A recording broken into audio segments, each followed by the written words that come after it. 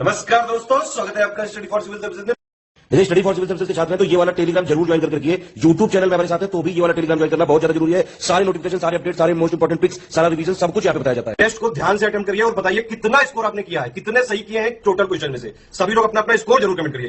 देखिए ये हमारा एससीएस डेली क्विज चैनल है, इसमें डेली क्विज होती है, बिल्कुल फ्री में, इसको जरूर ज्वाइन कर लीजिएगा।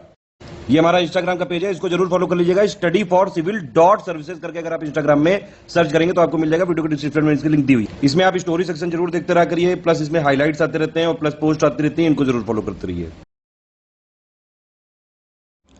नमस्कार दोस्तों, स्वागत है आपका स्टडी फॉर सिविल सर्विसेज में। डे नंबर 27 सॉल्व करेंगे यहाँ पे स्लॉट नंबर 2 के अंदर इलाहाबाद हाई कोर्ट की क्विज जो हम सॉल्व कर रहे हैं। और इससे पहले के क्वेश्चंस आप सॉल्व कर लीजिए अगर अभी आपने नहीं किया है तो। बिना किसी देरी के शुरू करते हैं क्वेश्चंस। क्वेश्चन नंबर 1 देखेंगे। यहाँ पे देखिए एक एरर फाइंड करना है सेंटेंस में, अगर नहीं है तो नो एरर चूज करेंगे हम, ठीक। तो सेंटेंस में आ रहा है कि the sellers divided their money around themselves and the ship sailed on. तो देखिए बाकी तो ठीक है, क्या है ये है कि ऑप्शन बी के अंदर देखिए पार्ट बी में कि मनी अराउंड देमसेल्व्स, ठीक है। तो ये अराउंड नहीं होगा, यहाँ पे अमंग होगा, ठीक है।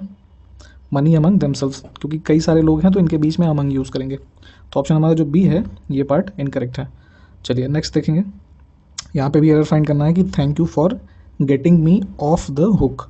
तो यहाँ पे एरर ये है कि ऑफ जो यहाँ लिखा है सिर्फ ये लिखा है, बल्कि ये होगा OFF, ठीक।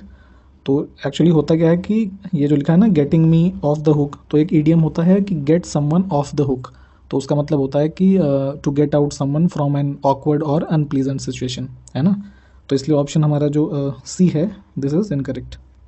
चलिए नेक्स्ट देखेंगे। यहाँ पे ब्लैंक स्पेस फिल करना है। क्या है सेंटेंस कि it took several men to blank space the fallen tree out of the yard, ठीक है। तो यहाँ पे हम क्या फिल करेंगे, तो हॉल जो वर्ड है हमारा इसको हम ब्लैंक में फिल करेंगे, ठीक है। चूँकि हॉल का मतलब ही होता है कि किसी भी चीज़ को स्पेशली खींच के या फिर ड्रैग करके एफर्ट फोर्स लगा के कहीं ले जाना, है ना। तो पेड़ जो यार्ड में गिरा हुआ है तो उसको हॉल यूज़ करेंगे हम यहाँ पे ब्लैंक स्पेस में, तो ये सही हो जाएगा। चलिए 4th नंबर है कि इफ़ यू राइट 40 पेज ऐसे इन 1 night you will accomplish a huge. तो यहाँ पे क्या फिल करेंगे, तो ऑप्शन बी जो है फीट, है ना, फीट यूज़ करेंगे। फीट का मतलब ये होता है कि काफ़ी साहसी कार्य होता है ना। तो अगर उसने 40 पेजेस का ऐसे लिखा तो that is a huge feat, option B. 5th number question में देखिए यहाँ पे बेस्ट जो मीनिंग है एक्सप्रेस कर रहा है, तो वर्ड हमारा है वाइन। तो इसका जो मीनिंग होगा वो क्या होगा इनमें दिए हुए ऑप्शंस के अंदर से। तो वाइन का जो एग्जैक्ट एक्सप्रेस कर रहा है यहाँ पे meaning that is option D gripe, है ना, ये सही हो जाएगा। और जैसे वाइन का मीनिंग अगर आप देखें तो ये होता है कि मतलब कोई जैसे दर्द से कराह रहा हो ना, उसको कष्ट हो रहा हो कोई, तो ग्राइप का मतलब भी ऑलमोस्ट वही होता है कि किसी को कष्ट होना। तो ये जो दोनों हैं आपस में सिनोनिम्स हैं। नेक्स्ट क्वेश्चन देखेंगे। यहाँ पे भी आपको मीनिंग बताना है। तो वर्ड हमारा है रिक्विसिट, ठीक। तो इसका रिक्विसिट का जो मीनिंग हो जाएगा that is pre condition, option D. Next question, अब यहाँ पे ऑपोजिट बताना है आपको। वर्ड है हमारा डोमिनेट, ठीक है। तो जिस तरीके से डोमिनेट है तो उसका ऑपोजिट हो जाएगा हमारा क्या, सरेंडर, ऑप्शन ए जो है ये करेक्ट हो जाएगा, ठीक है। डोमिनेट मतलब किसी को आप ऐसे दबाव बना रहे हैं, उसको दबा रहे हैं। सरेंडर में वो खुद आत्मसमर्पण कर देगा। चलिए नेक्स्ट क्वेश्चन है कि यहाँ पे स्क्वेंडर एक वर्ड है, इसका आपको ऑपोजिट बताना है। तो स्क्वेंडर का मीनिंग जैसे देखेंगे अगर आप, तो मतलब होता है कि किसी चीज़ को गवा देना, स्पेशली जैसे किसी ने धन गवा दिया। तो होड़ जो है ऑप्शन सी के अंदर, इसको अगर हम चूज़ कर लेंगे तो होड़ का मतलब होता है किसी चीज़ का संचय करना, उसका ढेर इकट्ठा करना, है ना। तो ये करेक्ट हो जाएगा। चलिए 9 नंबर क्वेश्चन में देखिए यहाँ पे इंप्रूव करना है कोटेड पार्ट को। अगर नहीं है तो नो इम्प्रूवमेंट चूज़ करेंगे हम। तो सेंटेंस हमारा है कि Tom pretended to not heard a thing, ठीक है। तो हर्ड नहीं, हियर यूज़ करेंगे यहाँ पे, ठीक है, कि Tom pretended not to hear a thing, option A. चलिए नेक्स्ट क्वेश्चन है कि यहाँ पे भी कोटेड पार्ट है। तो देखिए क्या है कि he must has change clothes during the night. तो यहाँ पे यूज़ करेंगे ऑप्शन ए जो दिया हुआ है, हैव चेंज यूज़ करेंगे, ठीक है। तो ये सेंटेंस हमारा सही होगा। इस क्वेश्चन में है कि देखिए 1 वर्ड सब्सटीट्यूशन टाइप का है। तो पूछा जा रहा है आपसे कि a person highly skilled in music, ठीक है। तो मतलब म्यूज़िक का काफ़ी हाईली स्किल्ड हो, उसका काफ़ी उसमें उसको नॉलेज है या कह लीजिए स्किल्ड है, तो उसको बोलते हैं वर्चुओसो, ऑप्शन ए जो है, ठीक है, a person highly skilled in music. चलिए 12th नंबर क्वेश्चन है कि इसमें करेक्टली स्पेल्ड वर्ड बताना है। तो एक ही शब्द को 4 अलग तरीके से लिखा है। तो ऑप्शन ए जो है ये करेक्ट है, पैलेटेबल, ठीक है। पैलेटेबल का मतलब होता है कि कोई भी जैसे खाने की चीज़ काफ़ी स्वादिष्ट हो, है ना, तो उसको बोलते हैं पैलेटेबल, स्वादिष्ट। नेक्स्ट क्वेश्चन है कि यहाँ पे भी करेक्टली स्पेल्ड बताना है। तो अननर्विंग एक वर्ड होता है, उसको यहाँ पे लिखा गया है। तो कौन सा ऑप्शन हमारा इसमें से सही होगा, तो ऑप्शन ए का जो स्पेलिंग है दिस इज़ करेक्ट। और अननर्विंग का मतलब होता है कि किसी को जैसे कि हतोत्साहित करना, है ना, उसका एकदम उसको डिस्करेज करना, एकदम एफर्टलेस कर देना, तो अननर्विंग, ऑप्शन ए जो है दिस इज़ करेक्ट।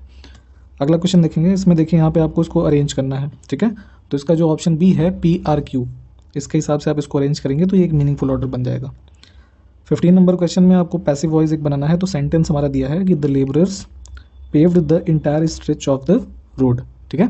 तो इसका जो हमारा पैसिव वॉइस हो जाएगा कि यहाँ पे देखिए the entire stretch of the road was paved by the labourers, ठीक है। तो ऑप्शन सी जो है ये करेक्ट है।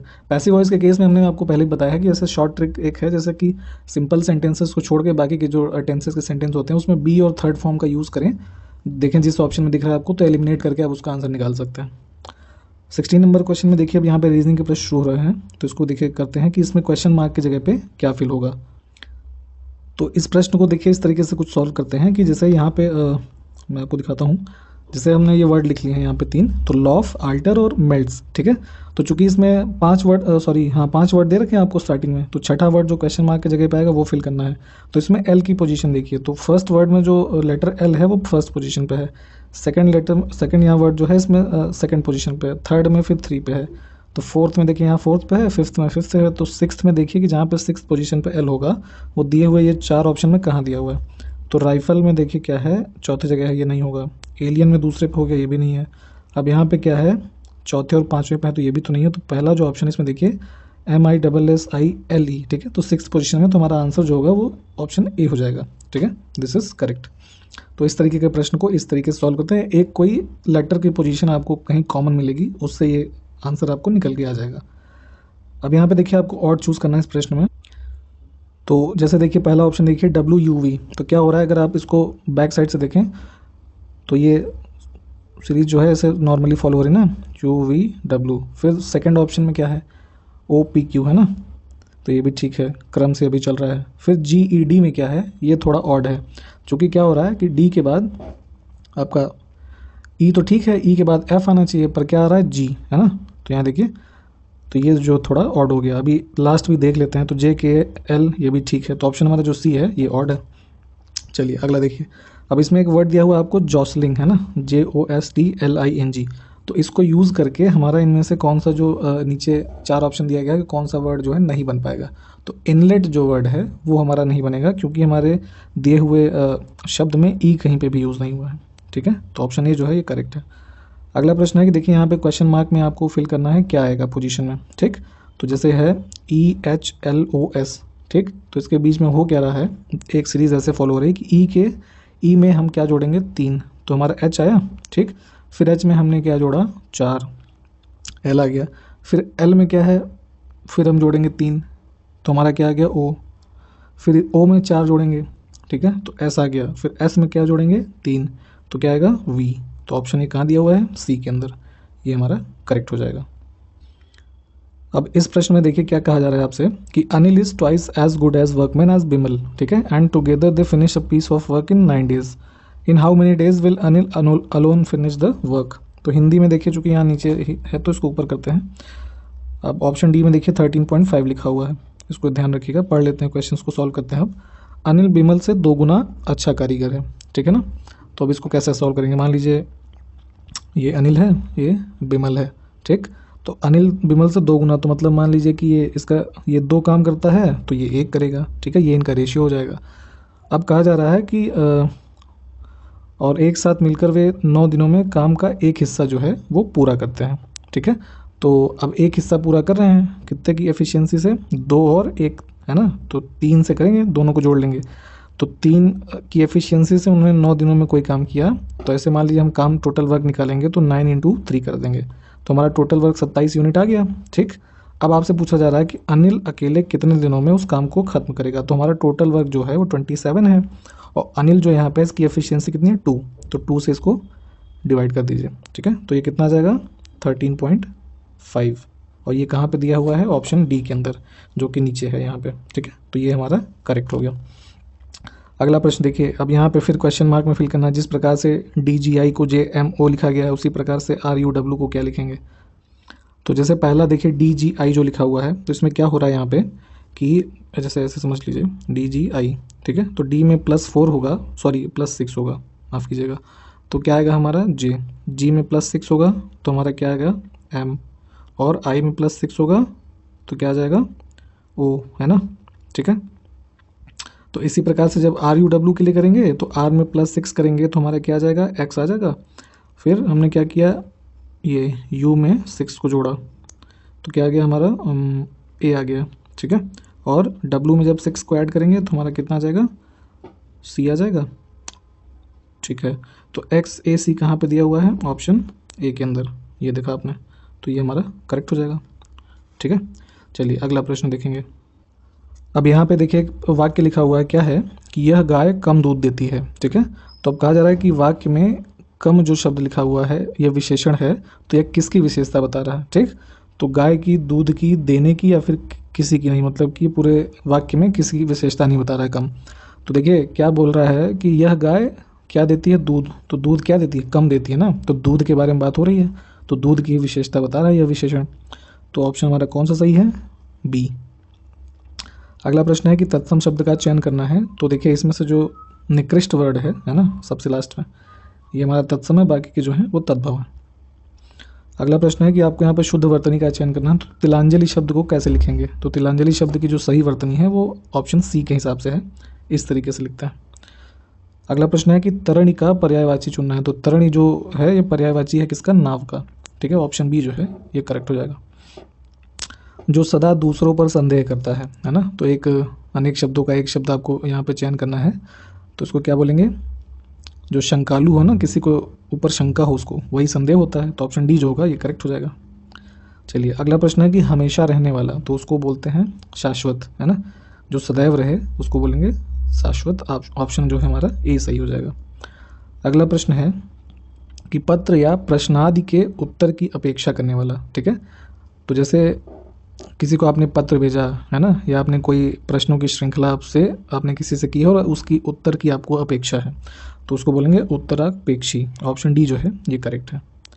अब 30 नंबर प्रश्न में क्या है कि आयु में जो बड़ा व्यक्ति हो तो उसको क्या बोलेंगे। तो सपोज करिए आपसे अगर कोई आयु में बड़ा है तो वो आपका ज्येष्ठ होगा ना, तो ऑप्शन सी जो है सही हो जाएगा। कनिष्ठ जो है जो छोटा है, वरिष्ठ जो है वो बुजुर्गों के लिए इस्तेमाल होता है, और पूजनीय जो है ना, किसी सम्मानित व्यक्ति के लिए जिसकी आप उपासना करें उस वहाँ पे यूज़ करेंगे। चलिए अगला प्रश्न है कि निम्नलिखित में से कौन सी नेहरू रिपोर्ट की अनुशंसा नहीं थी, ठीक है। तो जो मोतीलाल नेहरू जी की नेहरू रिपोर्ट थी तो उसमें कुछ ऐसी अनुशंसाएं थी, रिकमेंडेशंस थी, उनमें से कौन सी नहीं थी, तो सेपरेट इलेक्टोरेट की जो है पृथक निर्वाचन मंडल की बात उन्होंने नहीं की, तो ऑप्शन बी जो है ये इनकरेक्ट है। बाकी के dominion status, unitary and democratic centre और एडल्ट फ्रेंचाइज, ये सब का वर्णन उसमें मिलेगा आपको। अगला प्रश्न है कि निम्नलिखित में से कौन सा आहार मानव शरीर में नए ऊतकों, मतलब कि जो टिश्यूज़ होते हैं उनकी वृद्धि के लिए पोषक तत्व प्रदान करता है, ठीक है।